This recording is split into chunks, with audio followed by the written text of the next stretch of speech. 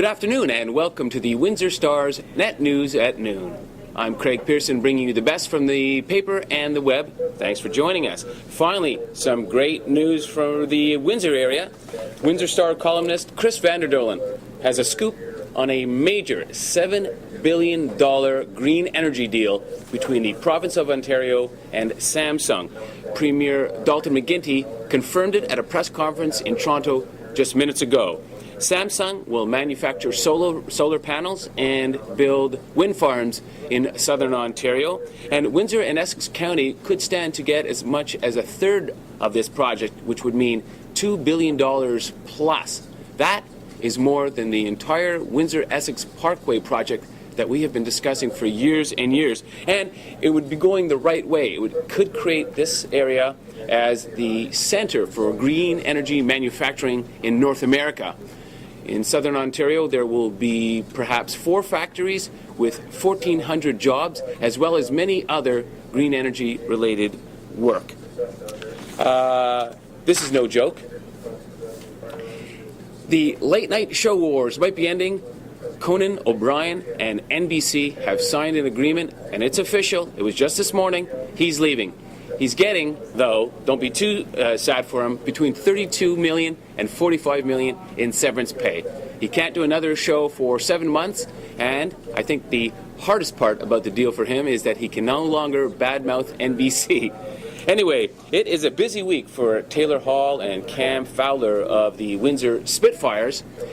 They played in the earlier 7-4 loss to Plymouth this week. They were in the skills competition on Tuesday. They were at the top prospects game last night. Taylor Hall named player of the game. And now they have 3 games in 4 days. Tonight at home against Brampton, then Friday in Kitchener, and back here Sunday against Niagara. Can you say ever ready bunnies?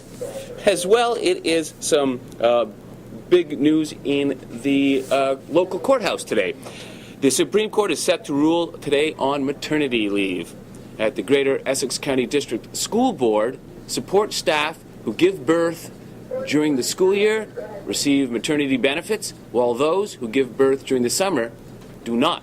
So the Supreme Court is expected to announce the legality of that today.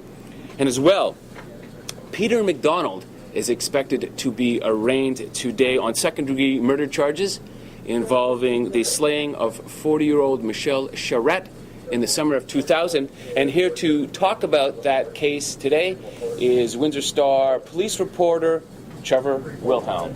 Hello, Trevor. Thank you very much for coming in. I understand there is some development with that last night and today? Yes, he was arraigned today, this morning, on the cold case charge.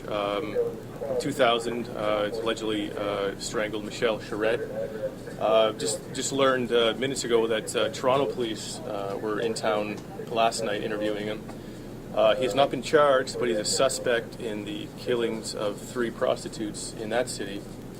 As well, he's actually a suspect in the killing of a man in Prince Edward Island, where he's originally from.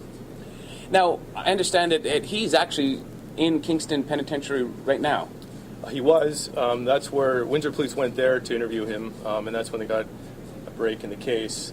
They aren't saying exactly what evidence led them to charge him this time, but they actually shipped him here to appear in court, and his lawyer said that he will remain here at least until next week when he appears in court again. So he is actually currently serving a life sentence for the slaying of a Toronto man?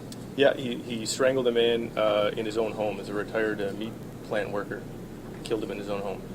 Any thoughts on why it is all of a sudden police are thinking that he is involved with all these other murders?